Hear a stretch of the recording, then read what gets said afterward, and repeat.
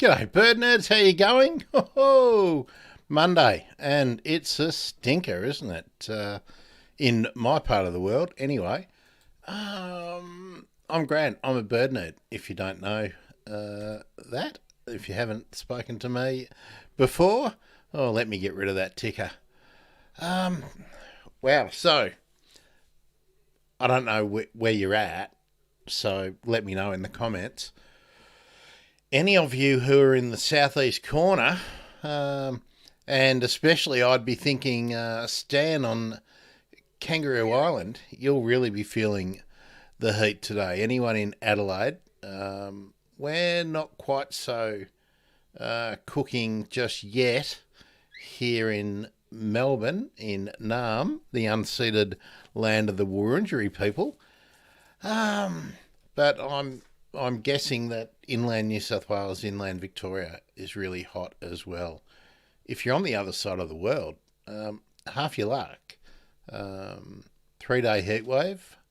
I think Adelaide might be getting some relief tonight. I think we're going to get back to normal late tomorrow. But yeah, hey. Consequently, I've spent nearly no time here in the studio doing any prep. But what I did do was look up some of the recent urban birds research that's been going on around the world, and I just thought we'd have a little look at some of that and give me some ideas of some people to reach out to. Glenn, I thank you for the Facebook like too, by the way, Glenn. And hello, and a lot of people on X/Twitter. I'd like to be convinced that you are actually people and not just bots. So, actually, let me do this. I will actually pull up Twitter on my phone. And if I can find it, where are we? Because it's not called Twitter anymore. I'll actually jump in and see what people are doing.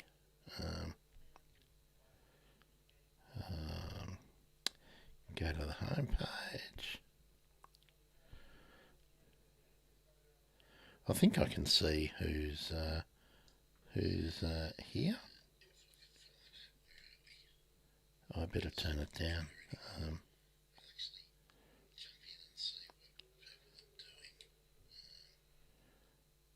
Okay, I can't identify any of you, so that's a bit of a bummer. Anyway, if you're on Twitter and you are actually a person, or X, sorry, let me know. Glenn, thank you. Glenn emailed me a photo from his collection, the shrooms, the Saturday shrooms that he does and puts out on his website, or on his Facebook, isn't it, Glenn? You put those out. I'm going to be uploading them as a reel and a YouTube short, but a week behind. So next Saturday, I'll publish Glenn's shroom from this Saturday. Anyway, just a little bit of something. I think it's also Where We're Wedgie week. Let me just check that. I think...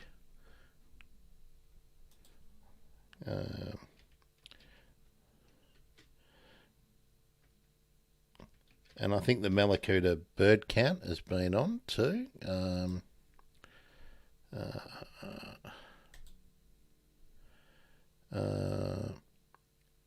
10th to the 12th of May, yeah? Oh no, I thought it was on twice a year.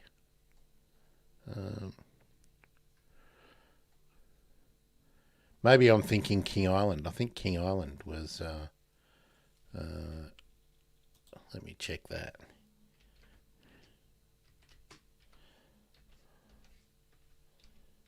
Let me know how you're all doing too. How are you coping with the heat? Bird surveys.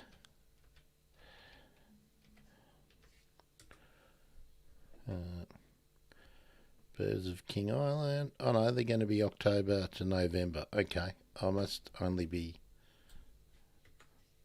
Let's see if I was right about Malakuta.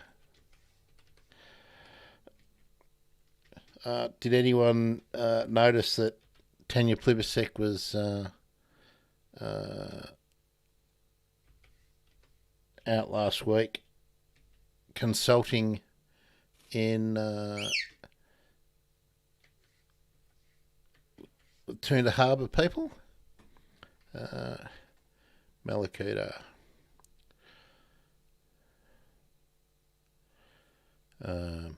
There's a Facebook group that it looks like I should be in. Yeah, Malakuta Bird Group. Okay.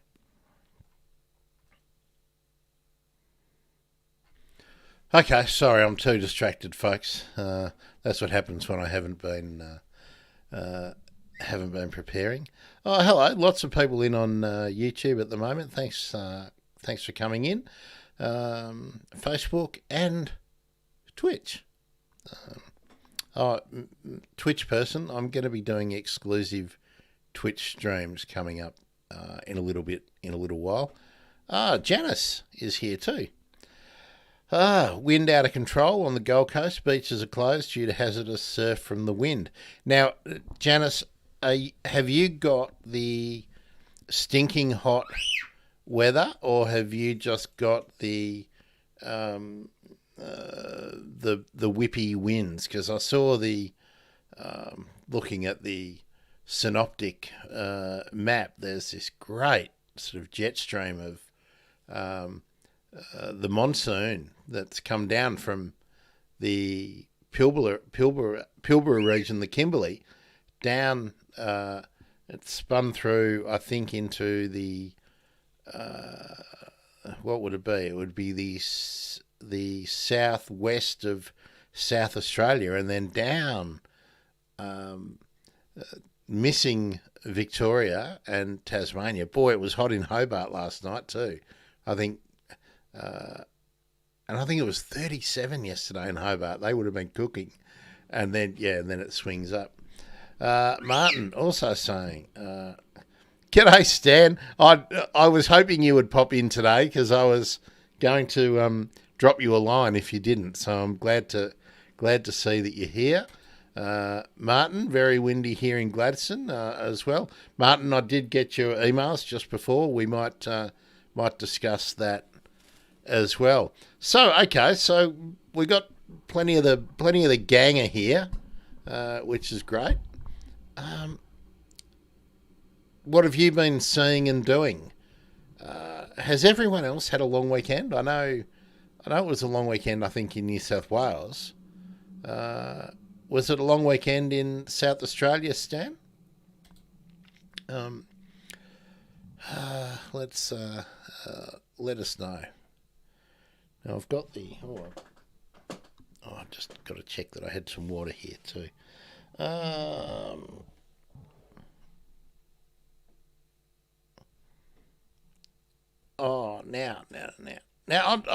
I'll give you some of the housekeeping since we're just going to be relaxed and comfortable today. I have the Patreon has started. Adelaide Cup. Okay, so more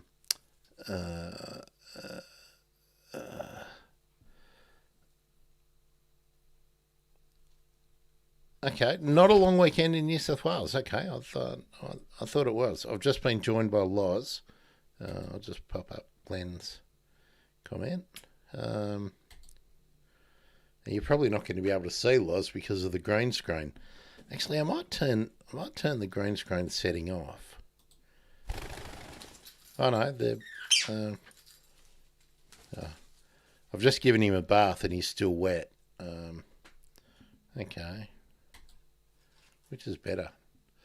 Neither is better, is it? I'm looking very soft on the. I know why.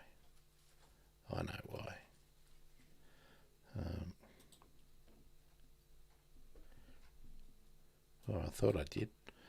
No, I don't know why I'm looking so soft on the StreamYard today.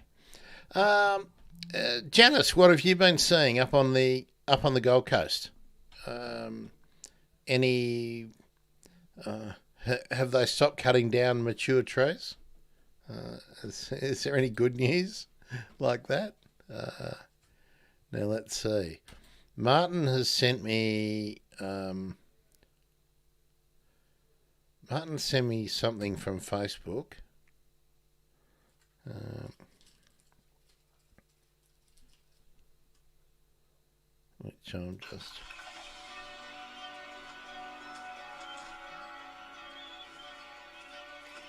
I can't play that, Martin, because it's from the BBC. I'll get hit with a strike, and they'll just take it out of the show. Might even stop the stream. Okay, so oldest living albatross, 72 to 73 years old, age 5 when banded.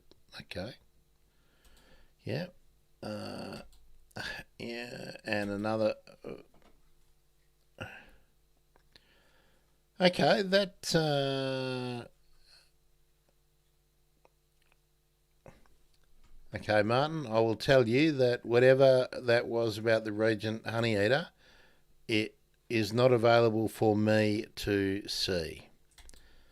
And Facebook tells me that it's because the owner only shared it with a small group of people, or changed who can see it, or it's been deleted. So, one of the reasons why I don't look at Facebook for any of my information is because of crap like that. If people aren't going to put out the information into the public realm, well, stuff them. I think. Hello, Loz. You probably heard him. Can you see any of him there? You can probably just see his feet. Oh, there we are. Good on you, Loz. Why is that not? Why are you invisible? Why are you invisible on the green screen? We'll have to. I'm going to remodel the studio, so I stop using the green screen too, and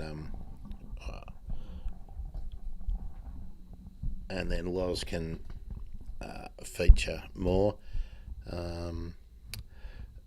Martin, were they your settings? Were they? We'll see that now. Let's see, Janice. So tell us about this storm that hit the Gold Coast, because it was been pretty invisible in the news here. It's still. Oh, sorry, it's still cleaning up from the great blast that you got. Well, Christmas time. Good on you, Loz. Good on you, mate.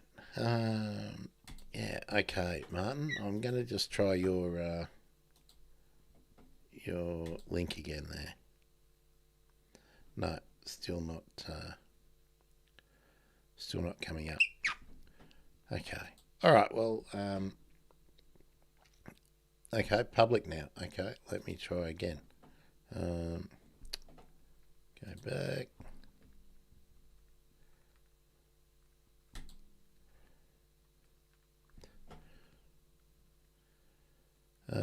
No, still not. Still can't get in there. So yeah. All right. Better just check what else we got there. There's a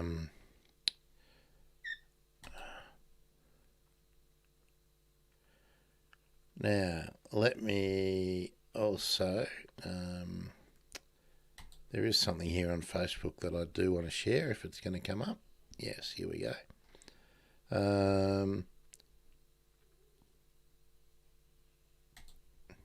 I'm not sure if any of you are in the region of Kinglake, but there is an event at Kinglake, which says it's tomorrow, but I thought the email said it was today. I know it is tomorrow. Okay. So that would be Tuesday at 7 p.m. at the Kinglake Community Centre. Rethinking Planned Burns with Dr. Philip Zylstra. And it's really about changing the approach. Let's read. I'll read the screed. Join fire behaviour scientist, AA professor Phil Zylstra for a deep dive into what really happens when we burn forest. Forest Fire Management Victoria plan to burn 25,000 hectares in the Tallarook, Kinglake, Marysville area within the next 3 years. These burns impact climate, health and the environment, but do they make us safer? Dr. Zylstra, a former remote area firefighter and current fire behaviour scientist, will talk about recent fire research and how to decrease the danger from fire in Kinglake and surrounds, followed by Q&A and a light supper. You can never go wrong with a light supper. Hosted by Kinglake Friends of the Forest Incorporated, Kinglake Community Centre, which is on the Whittlesea Kinglake Road, corner of Extons Road in Kinglake. I'll just read out the blurb. Adjunct Associate Professor Philip Zylstra came into bushfire research from a background in fire management and remote area firefighting. Since that time, he has developed the first and only peer-reviewed fire behaviour model for Australian forests outside of West Australian Jarrah. His work focuses on the way that our interaction with forests affects fire risk. Using fire history analysis and state-of-the-art modelling, Phil's work reconciles deep knowledge from First Peoples with forest ecology and a complex understanding of fire behaviour to provide critically needed guidance in fire management. Phil is an adjunct associate professor with Curtin University's School of Molecular and Life Sciences in Perth and a research associate of the University of New South Wales. So, thank you, Kinglake Friends of the Forest, for sending me that. Always happy to promote anything that I can.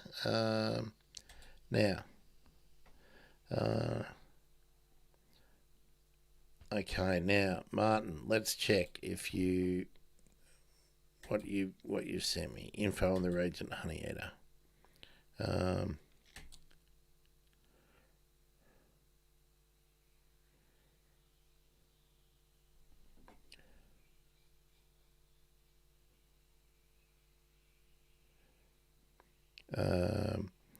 Okay, Martin. Yeah, it's from BBC Earth, so I can't play that on the stream without clearing that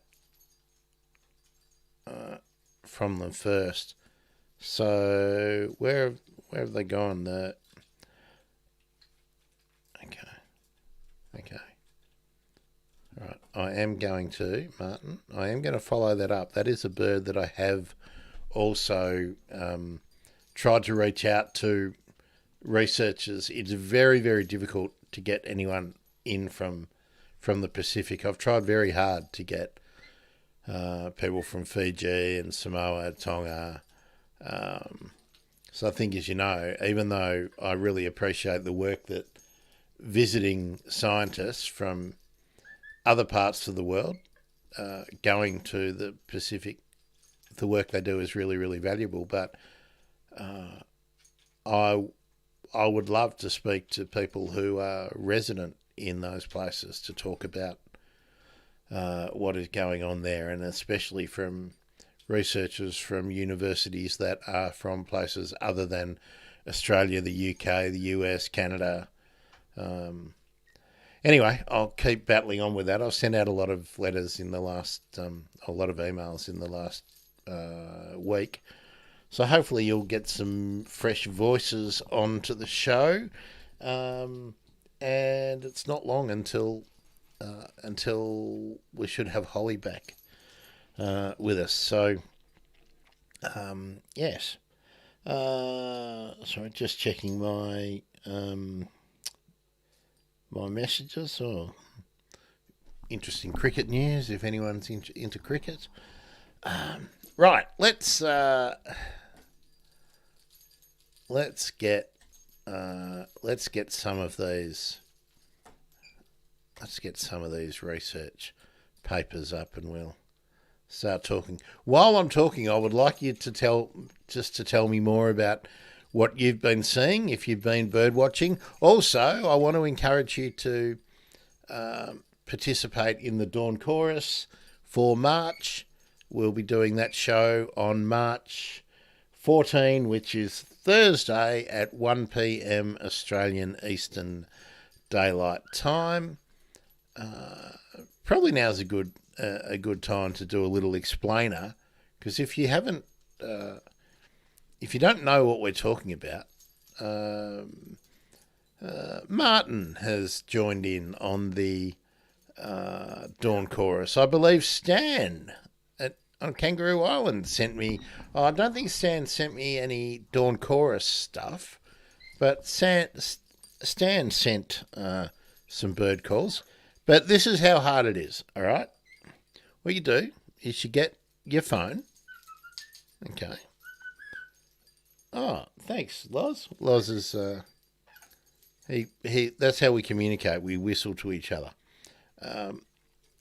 Loz is having a good time playing on his play gym over there. Right. So you just get your phone, and you just go to your well, I go to my camera app, but it could be anything, and you can just pop it onto video. So there we are. Oh, look, video.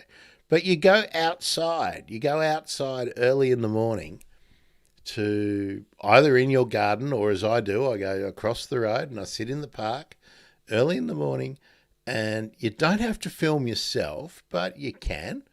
But just press record so we can hear the sounds of your early morning, and let it run for a minute or two, couple of minutes, 3, 4, 5.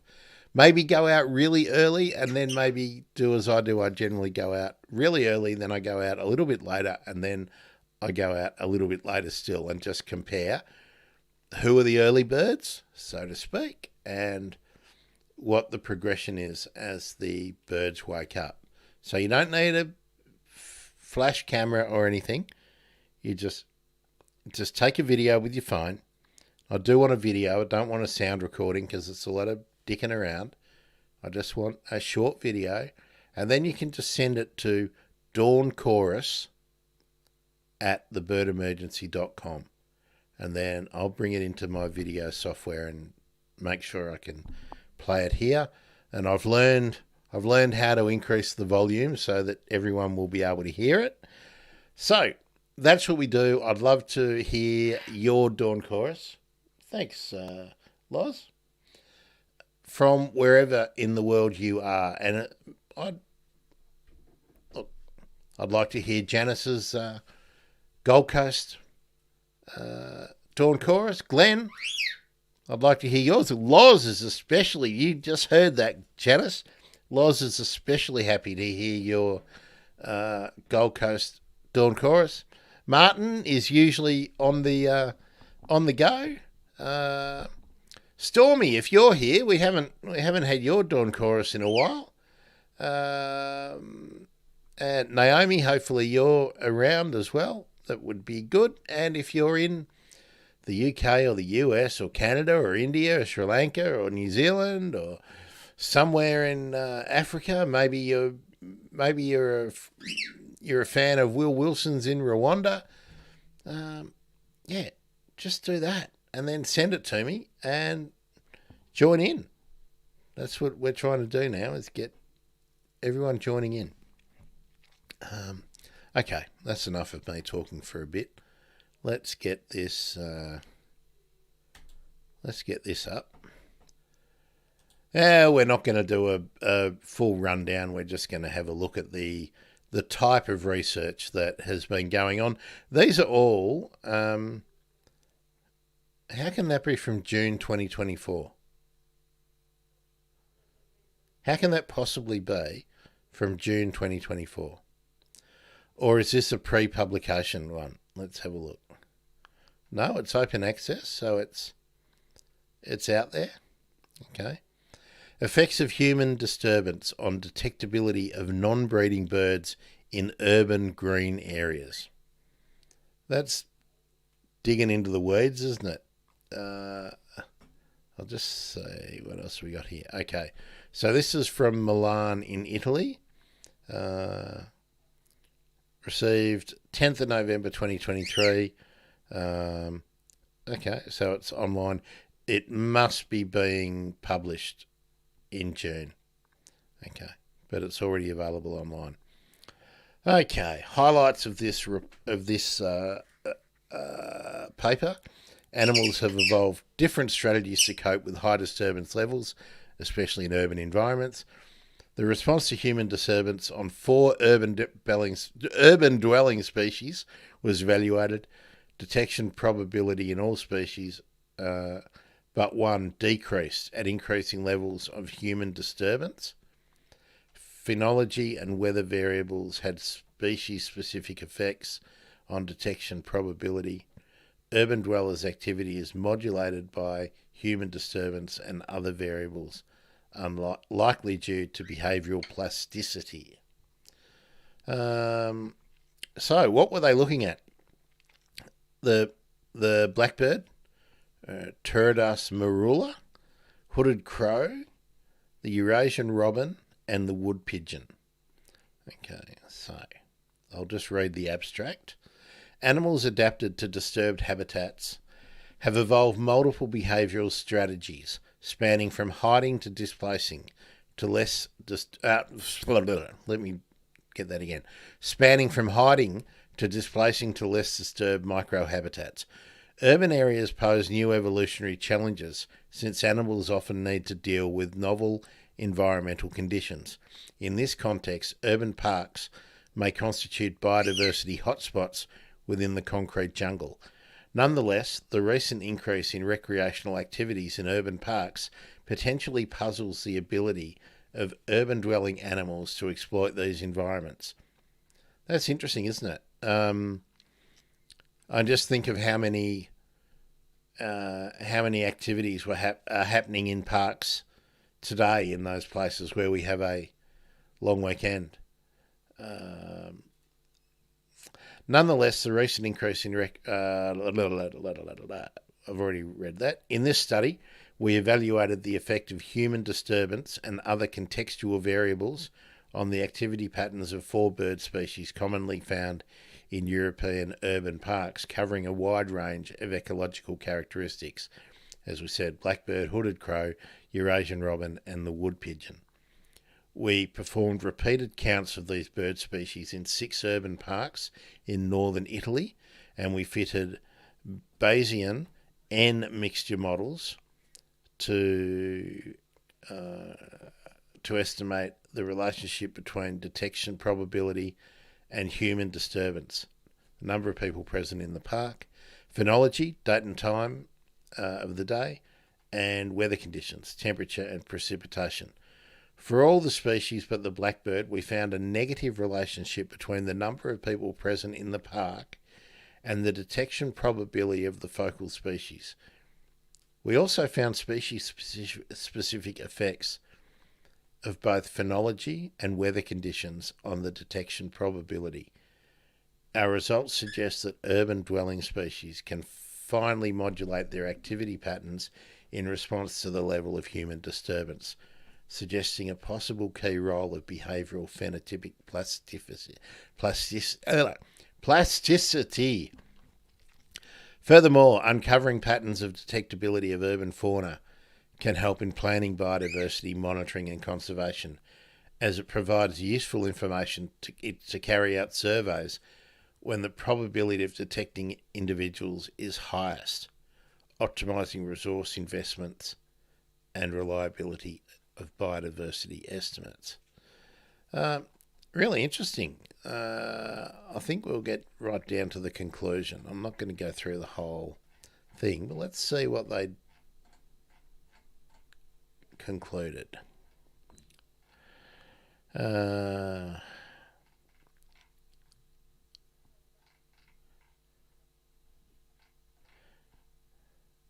okay. All right, discussion. I think we might do this one in depth on another day. I'd like to talk to the people about this.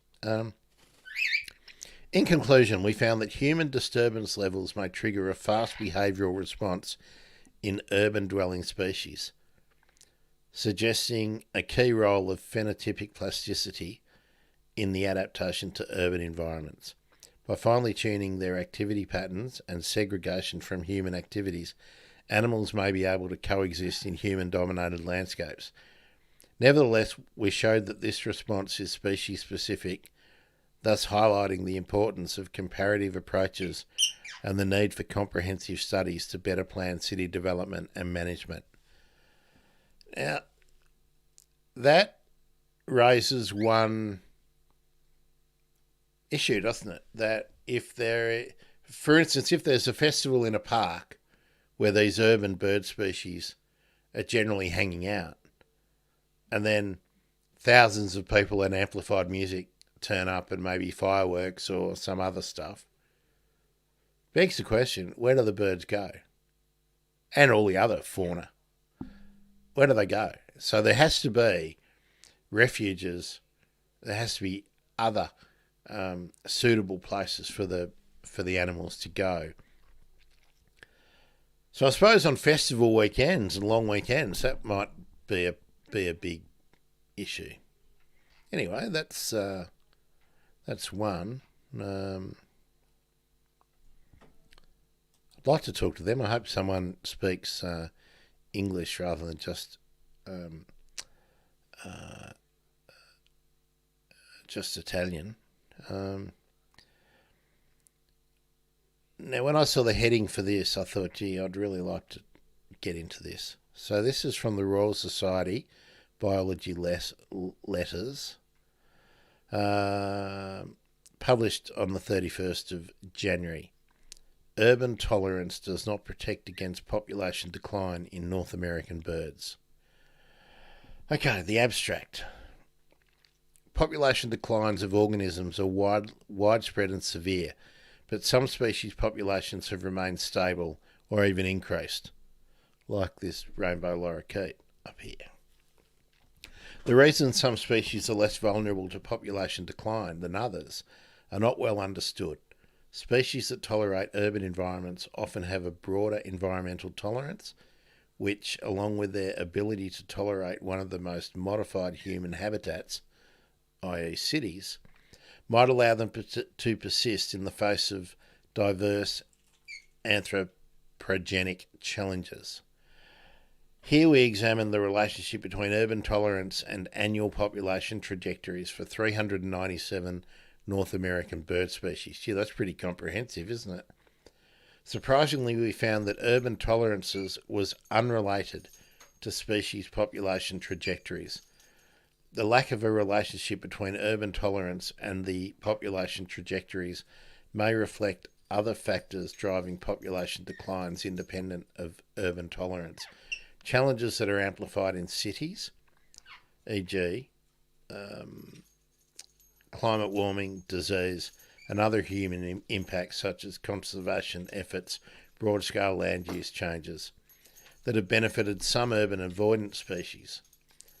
Overall, our results illustrate that urban tolerance does not protect species against population decline. All right, let me come back to here. So that's interesting, isn't it? That perhaps we can't. It raises the questions about can we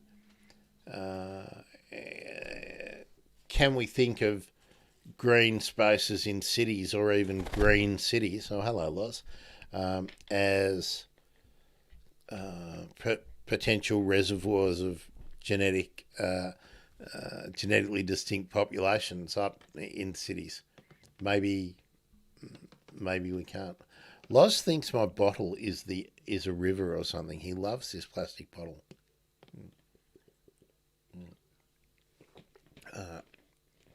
All right, Martin's got a comment. Let's pop this up and talk about this. So Martin monitors some fairy wrens. I believe red-backed fairy wrens up there, and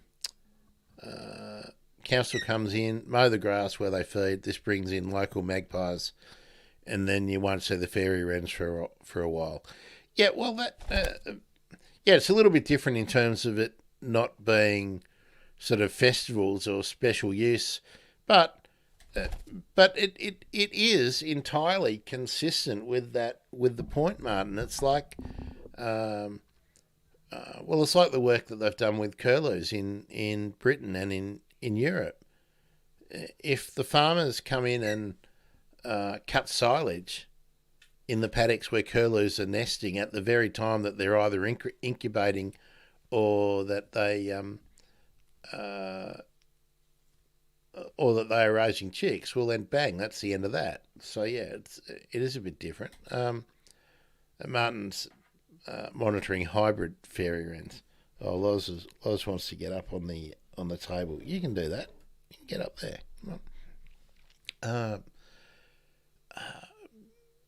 Yeah, the point being, fairy wrens are perhaps really indicative of this problem. All of those birds mentioned in that study in Italy were capable of moving a lot further than most fairy wrens. Good on you, Loz. Loz has got some energy now. So, yeah. All right, let's get right. Oh, is that the right one? Oh, I haven't even changed over, have I? Here we go. Share this tab instead. There we go. Come up here, Loz. There we are. I think getting Loz on the keyboard might be a bit of a problem. There we are. Yep. Slashing. I think these problems are fairly self-evident, aren't they? But the problem is that there just isn't the budget in most councils to carry out surveys of the park that are anything more than, maybe they go once to a park and check things out. Come on, Loz, what are you doing? All right, you're going to be on the microphone. All right.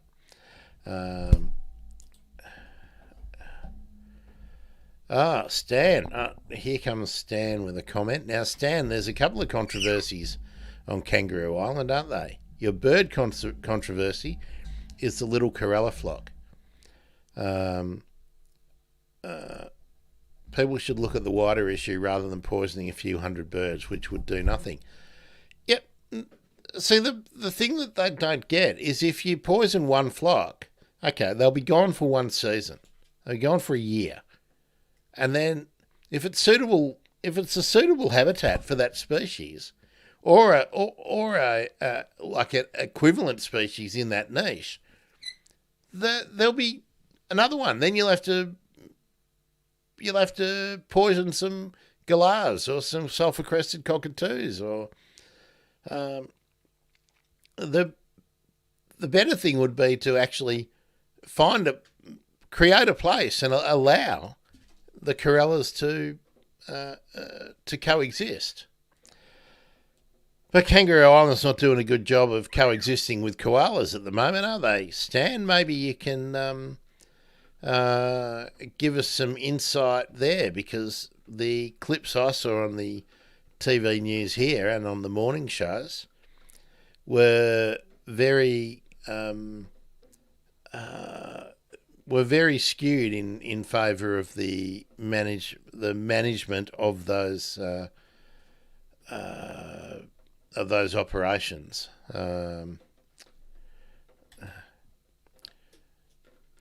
Yeah. What they've been doing, Martin, and Stan can fill us in with some detail on this, I think, is that there were some some parts of the plantations that were burnt in the bushfires a few years ago are no longer economic because they've been damaged by the fires.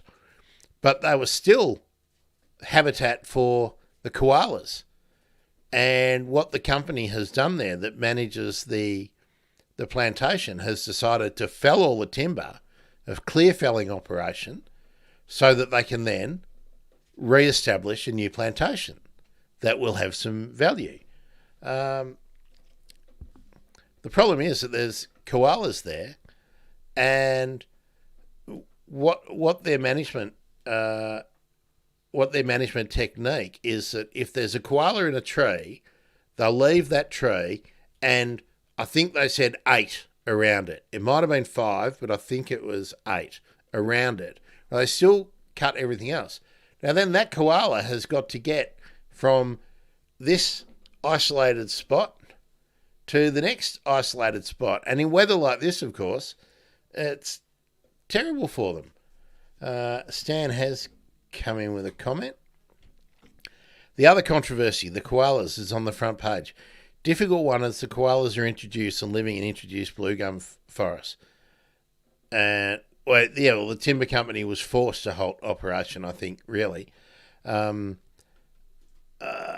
it is a difficult one because the koalas are introduced, and so are the blue gums. The blue gums are only there because they're fast growing and they can be pulped. It's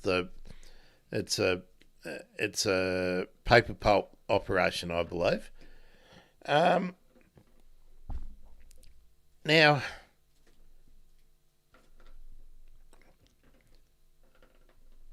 we have this issue with koalas, don't we? And I guess we're going to find it mirrored in lots of other species. But apart from the conservation issue, and I guess some people will say we've got to conserve every koala because they're valuable. Well, then we have to have a way to move them, to translocate them, and I'm not sure that is viable. But there's an animal welfare issue by leaving koalas isolated and stressed. And for me, that was more distressing than the conservation issues. And the fact that there isn't a management plan to deal with that just goes to show how little we have made the forestry industry operate in the same way that other industries would have to.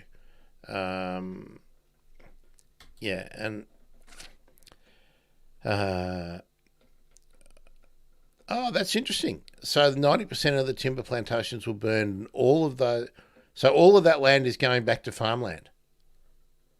That's interesting. That wasn't reported over here. The vision we did see was that all the burned stems, all the trees that had been burned and damaged and were felled, had all been just left on the ground. So that makes me wonder, what are they going to do with those stems? Are they going to be burned? Are they going to be left on the ground to decay? If they're going to be burned, that's a whole other issue. The very idea that it's going to go back to farmland would seem to think that they'll have to be pushed into heaps and burned. Otherwise, how does that land get managed with fallen tree trunks all over it? It seems to me. Oh, where are you going, Loz? Anyway, it's Loz. Get off my keyboard, buddy. Come on. That's it. Yeah, you can sit on the mic. That's all right. Sit on the microphone. That's all right. How are you? All right. I'm going to whiz through to the conclusion of this study.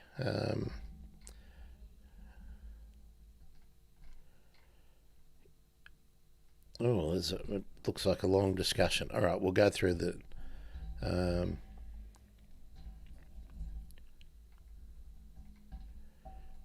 here we go. This is what I want. Just the last paragraph, the conclusion. Overall, our study reveals that urban tolerance does not protect species against population decline. The surprising vulnerability of urban tolerant birds points to the severity of the ongoing threats to biodiversity and illustrates that the traits that allow some species to thrive in cities are not sufficient to buffer against these threats. As human-induced change to the biosphere continue, even the species that are best suited to cope with anthropogenic challenges could struggle. The urbanisation may favour a minority of species able to tolerate extreme human modification of habitat. Even these species are subject to other human-caused threats that must be mitigated to ensure the sustained health of bird populations. Yeah. Okay. Now this one, I haven't read any of this one. Are we up with this? Okay, so they are bulldozing the timber and burning it, turning it into biochar. Okay.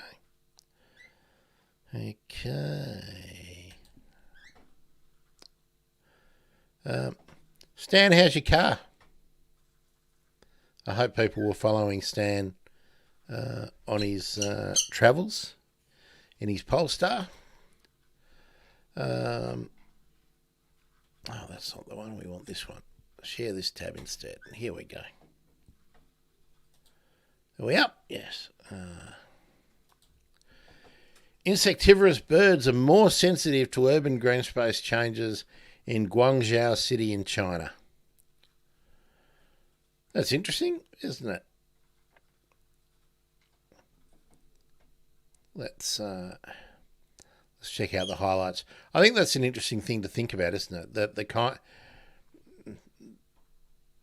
the type of birds that are pushed out, and when green space is modified, because often the discussion about green space and green corridors and green wedges doesn't rate the quality or the type of the green space in relation to how valuable it is or how appropriate it is for different animals that live in it. I wondered how long it would take Loz to find the eucalypt that I poked into a little hidey hole. He's found it now. Okay, highlights for this study. Which university ran this?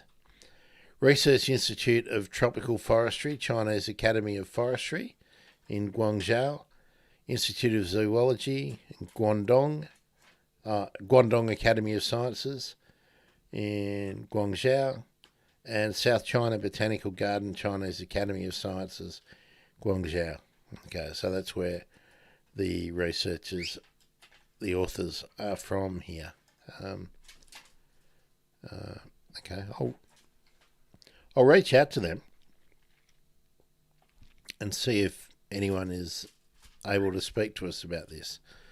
The highlights: landscape structure and heterogeneity are important factors influencing bird community composition and species diversity. Landscape structure and heterogeneity, let's get it right, affect the spatial distribution pattern of different feeding guild among forest birds. I do love the language they pop into these papers. Insectivorous species prefer habitats with intact and highly connected patches. There we go, highly connected patches. Urban green space planning are of great significance for maintaining bird species diversity. Okay. They don't tell us which bird species they focused on. Let me have a look. No, it looks like it's just generally insectivorous birds. Gee, the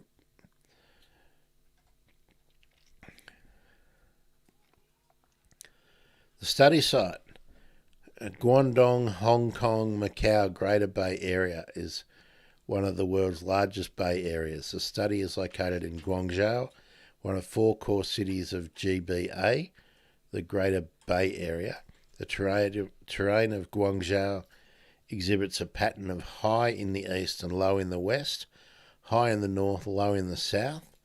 The topography of the city creates an urban-rural gradient, with urbanisation accelerating from north to south as the landscape flattens out.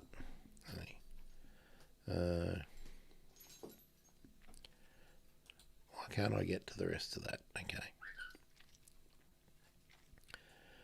Okay, this is the bird species that are mostly there. 42 families, 199 bird species, 20 urban parks.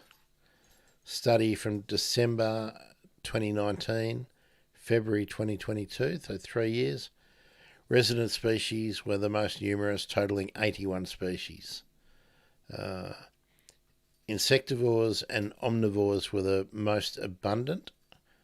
Insectivorous birds are mainly composed of Timalidae, and I think, is that the titmouses? Turdidae, which is the thrushes. Silverdae, is that the silver eyes? I'm not going to pretend I can remember what all of those are. Corvids and Sternidae. So what's that? That's crows, and is that jays, the sternus? Or no, they're starlings, aren't they? Were prominent among omnivorous species. Carnivorous birds, primarily from the goshawks. In this study, we found that insectivorous birds exhibit higher sensitivity to urban landscape changes. For instance, insectivorous birds are positively influenced by factors such as patch area and patch cohesion index, showing a preference for habitats with larger areas for higher integrity. The natural forest patches within the habitat blocks can provide food resources for most insectivorous bird species. So they've got remnant natural forest patches. That's interesting. Okay. I would really like to talk about that too. That would be good. Okay, we'll come back here. Pull that out again. Stan tells us he loves his car. That's good to see. Good to see. Ready for another road trip somewhere. Stan, tell me. I was listening to a discussion today that had the representative of the industry body for the electric vehicles, or the lobby group for electric vehicle manufacturers and retailers, I think, and the motor vehicle industry people who have been saying that the government's new policy will be terrible, terrible, terrible. Anyway, that's not the point of what I want to ask you. How do you find, have you got a sense of what it costs you in terms of your recharge costs when you're out and about and your regular recharging at home? Do you have a sense of what it costs compared to what you were paying to drive a petrol vehicle around? Is it comparable? Is it more? Is it significantly less? Every time I pick up the water bottle, Loz flies over because he loves the blue cap. Don't you, Loz? So where are you? If I put her here, look at that. See, he loves the blue cap, but he also goes down and tries to drink where the water level is. He loves this. Let me see, where is everyone? I'm not streaming to Instagram today. I've given up on that until I can, uh, until I get confident with using OBS on its own, and I can actually be able to stream concurrently in the vertical format as well as the widescreen. And when I can do that, I'll get more into Instagram again. But I will do Instagram only streams, I think, for those people. That'll be a little bit different. Yeah. Loz was just on the keyboard again. Hello, look, Twitter. I really want someone to convince me that there is something other than bots. Loz is all over the keyboard. Okay, so here's a good point, isn't it? So at home, it's free because you've got. Here we go. So at home, it's free because you have solar. Okay, so you're off the grid. On the road at fast charges, it would cost me roughly half compared to my last, which was diesel ute. Okay, so half for the same amount of kilometres. That's a good saving, isn't it? And there's the rub, isn't it? Wouldn't it be good if all of us were able to be at home on solar and use our own solar power before we had to feed it up into the grid? But I think everywhere is a little bit different. So Martin saying, definitely a very noticeable lack of insectivore birds in my immediate area, which is on the edge of connected bushland patches. Need someone to do a study out there, Martin. You need to find someone wanting to do a PhD out of the what would it be? University of Central Queensland, wouldn't it? For you, you need to find an ecologist who's just doing a master's or something there. Yeah, okay, where are we up to now? This one, yeah. I'll just find out, where was this one from?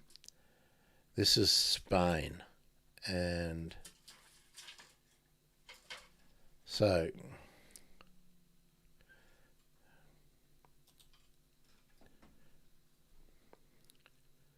just pop this one up. So we've talked about microplastics in seabirds frequently on the show and interviewed lots of people about that over time. But look at this. Accumulation of microplastics in predatory birds near a densely populated urban area. Now this is in Spain, in Madrid. I think that's where the study area was, so we'll get through that in a minute. Highlights of this study, and I don't think this is open access for me. I'm pretty sure it's not, so I can't go through the whole thing. Microplastics and artificial non-plastic particles sampled in birds of prey. On average, we found 7.9 microplastics and 9.2 cellulosic fibres per specimen. Birds recovered from highly populated areas had significantly more microplastics and ANPPS. I'll have to see what those are. MPs in respiratory systems revealed inhalation as important exposure pathway. Fibres were dominant, mainly polyester, acrylic and synthetic cellulose. The abstract. The pollution due to plastic and other anthropogenic particles has steadily increased over the last few decades, presenting a significant threat to the environment and organisms, including avian species. The research aimed to investigate the occurrence of anthropogenic pollutants in the digestive and respiratory systems of 4 birds of prey: common buzzard, black kite, that's the European black kite, Eurasian sparrowhawk, and northern goshawk. The results reveal widespread contamination in all species with microplastics, MPs, and cellulosic anthropogenic fibres, AFs, with an average of 7.9 MPs, microplastics, and 9.2 anthropogenic fibres per specimen. Every digestive system contained at least one microplastic, while 65% of specimens exhibited MPs, microplastics, in their respiratory systems. This is the work reporting a high incidence of microplastics in the respiratory system of birds, clearly indicating inhalation as a pathway for exposure to plastic pollution. The contents of microplastics and anthropogenic fibres varied significantly when comparing specimens collected from central Madrid with those recovered from other parts of the region, including rural environments, suburban areas, or less populated cities. This result aligns with the assumption that anthropogenic particles disperse from urban centres to surrounding areas. Additionally, the dominant particle shape consisted of small-sized fibres, so it's at greater than 98% of the particles found, primarily composed of polyester, polyethylene, acrylic materials and cellulose fibres exhibiting indicators of industrial treatment.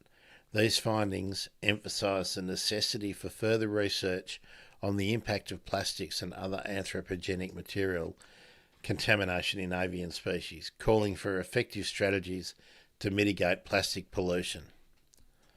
So that gives you an idea of the way the dispersal occurred. I really would like to go through more of this. Here's the discussion paragraph. Plastic pollution has continuously increased over recent decades, leading to accumulation of plastic debris in ecosystems worldwide. This raises concerns about their presence and impacts on a wide variety of wild organisms. In this article, the presence of microplastics and anthropogenic fibres was assessed for the first time in the digestive and respiratory system of 4 different species of predatory birds inhabiting something I can't see. Conclusions. We monitored the presence of microplastics and anthropogenic fibres in 4 species of prey birds living in the vicinity of a densely populated area. 7 different polymers were identified, with polyester, polyethylene, acrylic fibres constituting the majority, 94%, of the detected plastics.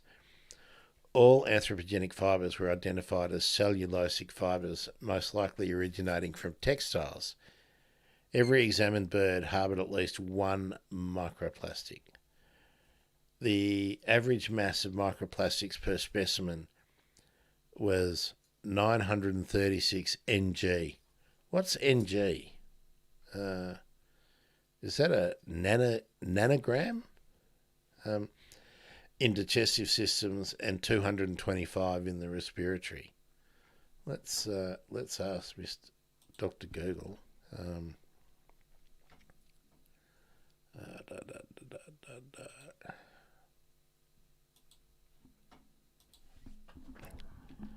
What is the measure ng?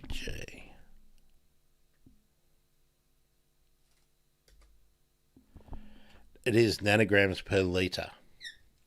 Okay. A nanogram is 1/1000th of a gram. There we are.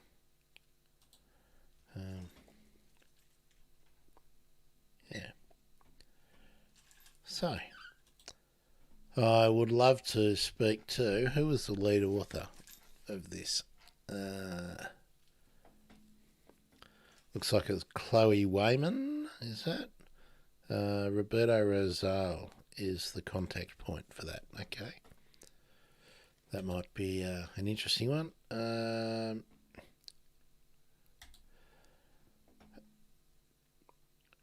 Now, this one, have we got this up now? Yes. Okay.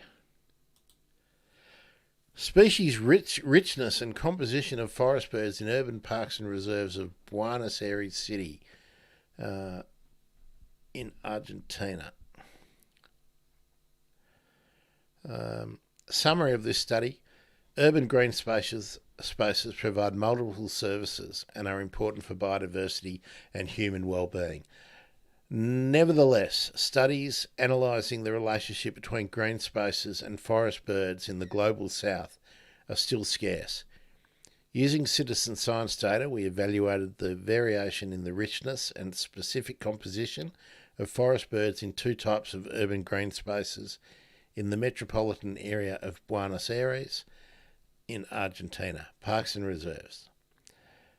Sampling effort was considered as the number of checklists for each site. Forest bird species richness was higher in reserves and was positively related to sampling effort. Forest bird species composition varied as a function of green space type and sampling effort. Moreover, the species present in sites with lower richness were a subset of the species present in richer sites. Reserves and sites with the highest sampling effort concentrated all species. The results obtained show the importance of urban reserves and citizen science platforms in the conservation of forest birds. Yes, well, so they took all their data from eBird. Let's see if we can find a conclusion. Just quickly, and look, all of these I'm going to follow up so that we can have an in-depth look at all of those. Hopefully people will be interested to talk to me. Our results highlight the importance of reserves for urban biodiversity regardless of their size in the coastal green corridor of the metropolitan area of Buenos Aires. Future studies should include environmental variables not analysed in this study, such as vegetation composition and structure and human disturbance, that can improve our understanding of the effects of habitat type on forest bird communities. However, we consider that our results provide valuable information for public space managers and support the importance of the usage of citizen science platforms in ecological studies conducted in urban environments. Yeah, well, that's open access, so I'll read all of that and we'll come back to that at another time. How's everyone travelling? We've been going about an hour and it's pretty hot.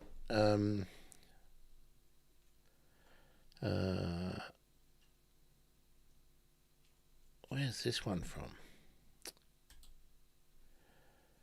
Oh, this is Spain, France, Czech Republic, Finland. Wow, this is researchers from everywhere, but looks like mostly Spain. Let's see where did it happen? 9 European cities. Okay. I think this one I'll have to read. It's 9 different sites. Yeah. I'm flagging, I've got to tell you. It's getting hot and I'm flagging in here. So I think I might wrap up shortly and just throw it open for some general discussion. Now, I did want to tell you that Patreon is up, and I've got to upload some stuff this afternoon. I've got an article that's just about written on the Substack, and I will be putting the habitat gardening sort of cheat sheets that are with, like the butterflies that we talked about on the weekend, the plants and the general principles for attracting butterflies. I don't want to promise I'll get it up today because I'm a bit like Stan, so hot on KI, not liking it. I'm working on getting a split system for cooling and heating powered by my solar. Yeah, that'd be cool. Well, we've got a split system in here, but when I'm recording and when I'm working in here, I don't have any cooling in the studio. I can't run a fan because it's too noisy, and I can't not have the door shut and because there's just too much going on generally when I'm doing the show.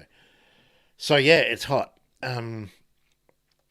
So let's get back to what I was saying. So the habitat gardening stuff, and probably some of the conversations, well, definitely some of the conversations that I have with people that are not really in the format of the, the general bird emergency podcast or some of the live streams. If it's stuff that I want to branch out a little bit, that stuff will be on the Substack and on Patreon.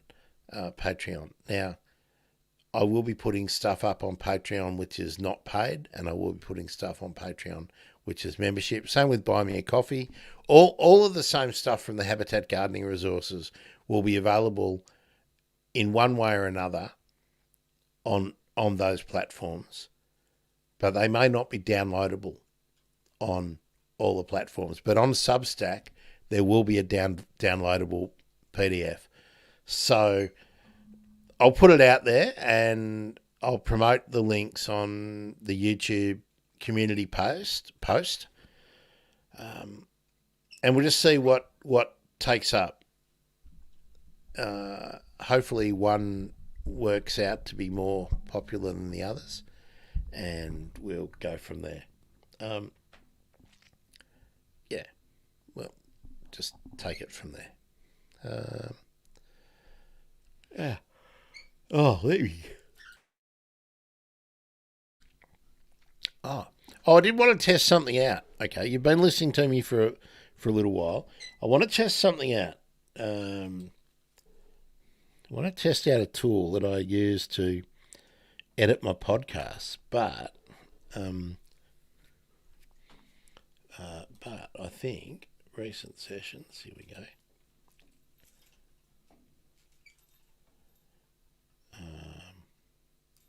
Now, have you noticed any difference in the sound in my output? If I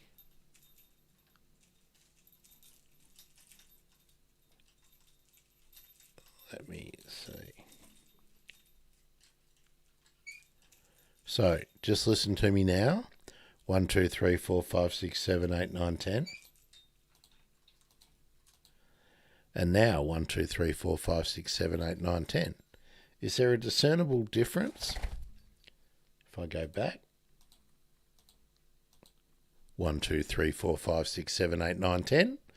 Testing, 1, 2, 3. Loz is running all over my chest. Is this sounding different to this? 1, 2, 3, 4, 5, 6, 7, 8, 9, 10. Loz is now eating, chewing at my beard. So, yeah. Anyway, let me know if you can discern that difference. So I might leave it on the whole time. We'll just see. All right,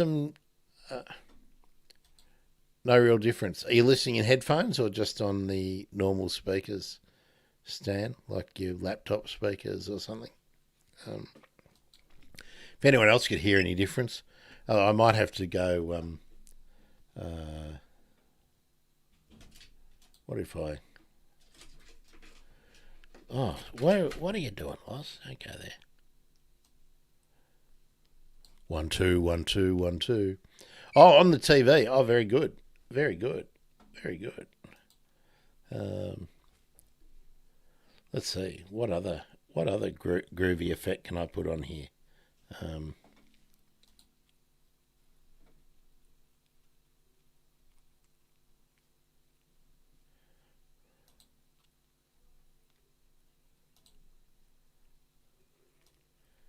What about if we go here? Hello, everyone. What's going on? Can you hear anything different there? Hello. Hello.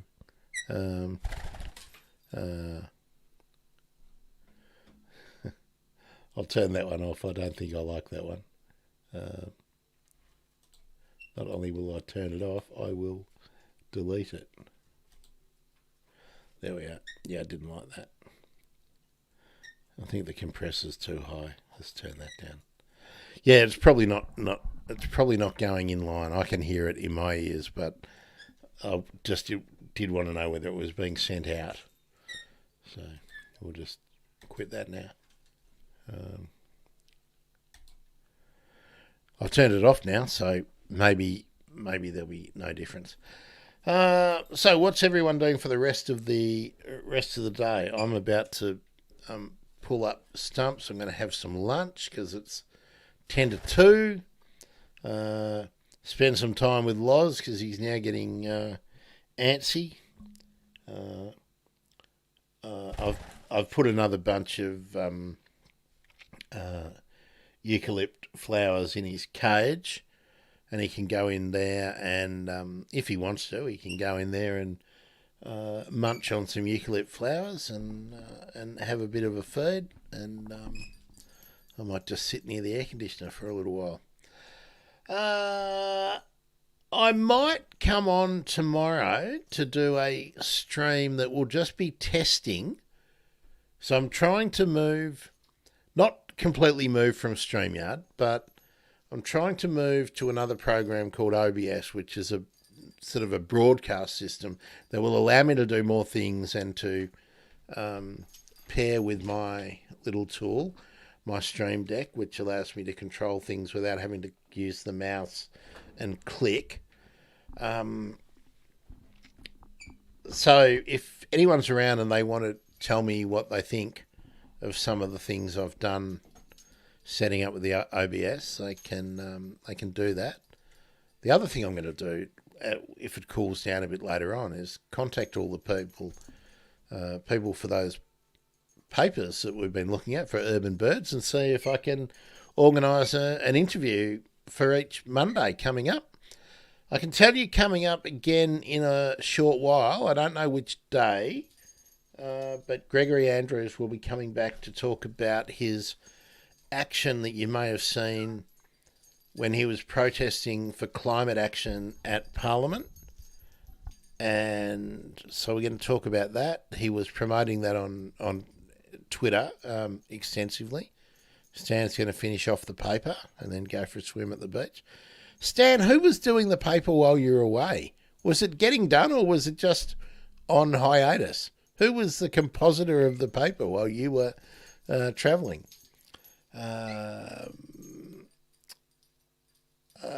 So Gregory Andrews will be on. I've reached out to a bunch of people that we need to get updates from. I want to chase up on the red rump parrot rumpuary project.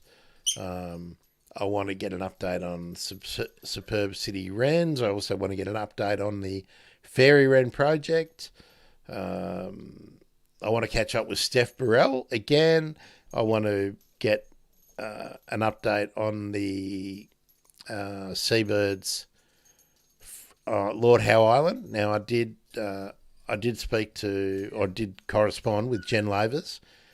She's working on something at the moment, so hopefully that won't be too long. Good on you, Danny, at the Victor Harbour Times. Good on you, getting the paper out while Stan was away. It's always good. People support each other, getting stuff done. Okay. Oppenheimer has dominated in the Oscars. I'm sure you all wanted to know that. Let's see what else. So that's about it, folks. I think that's a good solid hour of urban birds. There are a couple more papers I wanted to. There was 4 more, but it's too hot. I can't do it. I can save them up for another day. So look out for a notification. It'll be maybe tomorrow afternoon.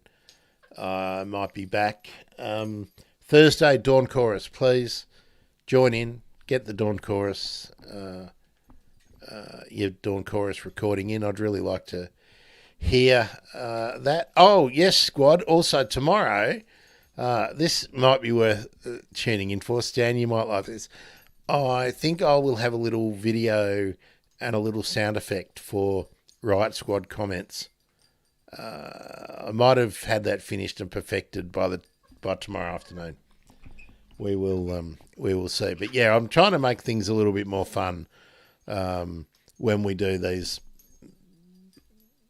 sort of fairly casual streams. So if I set the notification up and for tomorrow, we'll be trying some things out. So yeah, Thursday, Dawn Chorus, 1 p.m. Australian Eastern Daylight Time. Please email in your video recording of your Dawn Chorus in your area. dawnchorus@thebirdemergency.com. That will get to me. And Habitat Gardening this Saturday. I can't even remember what I said we would do for this Saturday. I can't remember. We're going to do something amazing. All I can tell you. I do have a really great guest coming in on after the Saturday after Easter, the 6th of April. Got a really great guest for Habitat Gardening. Reached out to a bunch of people to come on for Habitat Gardening, so hopefully there'll be another voice apart from mine that you will hear on Saturday talking plants as well. Terrific, everyone. Thanks. Remember, you can... Oh, I have to do this, don't I?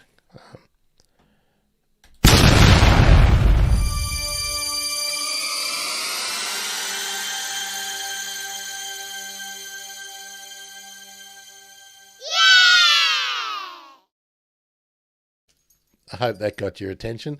You can buy me a coffee. That would be much appreciated. thebirdemergency.com/coffee. And I won't really push the Patreon yet until there's a bit more stuff up on it. But the newsletter kind of stuff will be a bit of journaling might be happening on the Substack and the Patreon. Now I'm about to click a comment, and I bet it's someone saying, "Boy, that explosion was loud." No, it wasn't, Martin. You know the deal. Slip, slop, slat. Yeah, it was loud, wasn't it? That's why I put the explosion on so loud. I'm gonna be doing some things that are, just a bit different this year, Stan. I will pull the volume down on that when I edit that video again. But yeah, and it's a little bit too long too, I think. But yeah. All right, folks. Enjoy the rest of your day, no matter where you are. Slip, slop, slap. Make sure you make sure you don't get bitten by mozzies too. There's horrible stories going on at the moment about people getting some nasty bloodborne diseases. So put on some repellent, as well as your hat, your sunscreen, your sunglasses, protective shoes, all that stuff. Stan's saying stay cool. Oh, folks. There's a thing called Discord. I don't know if you know about it, but anyone who's spending a lot of time streaming on YouTube and Twitch, and a lot of the TikTok crew know about Discord. I'm going to start up a server where there will be at least two discussion areas, and all of you can jump in, and it's a way for you to all to talk to each other if you want. So there'll be a Habitat Gardening one and a Bird Emergency one, and over time we might build it out to a bit more, but it just means that you can have conversations totally independent of me. All you have to do is join the server, but we can all talk to each other, but also I can bring in voice calls really easy and video calls if we want on the Discord. So I'm going to be putting a bit of effort into that, because this year I want to build community as much as I want to promote what other people are doing. I've got to be honest with you, I'm not getting as much response and interest from people as I was. There's so many bird podcasts out there now that a lot of people are getting 5, 6, 7 requests to do an interview. And because mine are long, people, I think, and look, people aren't telling me this. This is just my gut feeling. A lot of people are not either not responding or not, or saying, "Oh, I'm really busy. We'll catch up later."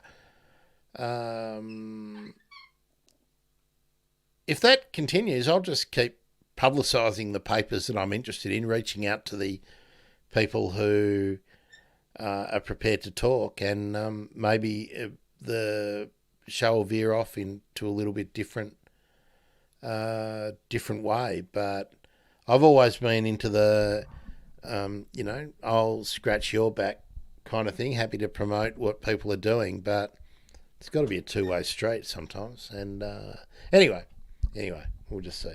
Maybe I'm just grumpy because it's hot. But Stan, thank you. So I'll publicise the Discord a bit more when there's a bit more in there, like the excuse me. I think emotes and some visuals and stuff like that to make it a bit more fun. And I think the main idea of getting into things like the Discord and getting back involved more on TikTok, things like that, is to get to the younger audience. And I've been noticing this has been really good. My stats on YouTube are starting to move down in terms of the gender. There's more women now than were even 3 months ago interacting with the content on YouTube. Putting the podcast on YouTube Music has made a bit of a difference. Glenn, it is up and open. Let me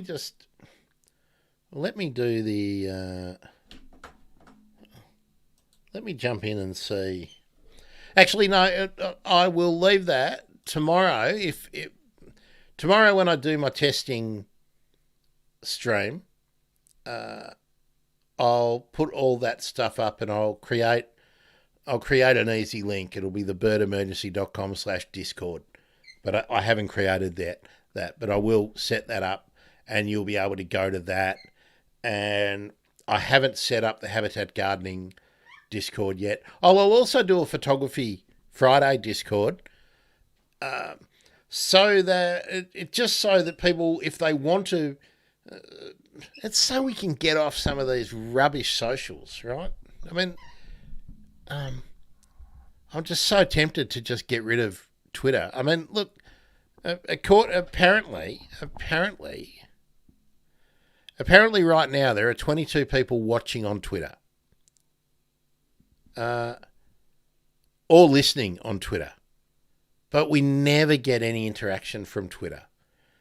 And all of the interaction I get on Twitter are the same people that I've been interacting with and working on building up relationships with for 3, 4, 5 years. So is Twitter, I don't know if yeah. And Facebook and Instagram are becoming more difficult to be seen. I just don't think. Anyway, well, that's probably discussion for a members and supporters show. I might say I did do a members and supporters only show yesterday. And the good thing about members and supporters only show is I do them and then they disappear. So if you want to find out what's going on in those, you need to be doing something on Buy Me a Coffee or Patreon. I'm also looking at doing. There will be a way to do just one-off like donations or something, but I've got to work out how to collect the information so that I can just do one email to supporters to send a link out. So anyway, it's all happening. So, Glenn, to answer your question, is the Discord already up? Yes, the Discord is already up. I think if you can find it, you can sign in, but I haven't made an easy link for it yet.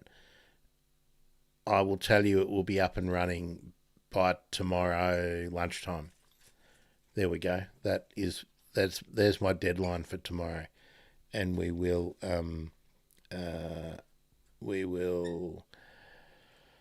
maybe set up some. I might do some Discord only interviews, or I might be able to. I think I can patch conversations into Discord while I'm doing them live on OBS. So yeah, there's a bunch of things we'll look at doing. I'm learning more about Discord as we go. I'm a member of a bunch of Discords, but I haven't been managing a Discord before, so I've got to learn all about it. But yeah, hey, all this stuff, great, good on you, Glenn. Yeah, I actually thought the Photography Friday one might actually be a really good place because of the time zone differences with so many of the people in the sort of the photography universe, and there's so many people on Facebook who aren't on YouTube, but I reckon that they could really benefit from getting to know each other. I'm sure there could be lots of good information transfer. I just thought it might be a good thing to get going, and but yeah, I got to learn a lot more about it. I got to watch more instructional videos and talk to more people who are running successful Discords. And look, I'll probably put a level on it that patrons and Buy Me a Coffee members would get access to that. So maybe interviews might go there, So anyway, got to do. I still want to find a way to make this at least pay its way. It'd be nice if it would just pay for the internet and the cost of just the cost of the subscriptions to all the services would be nice.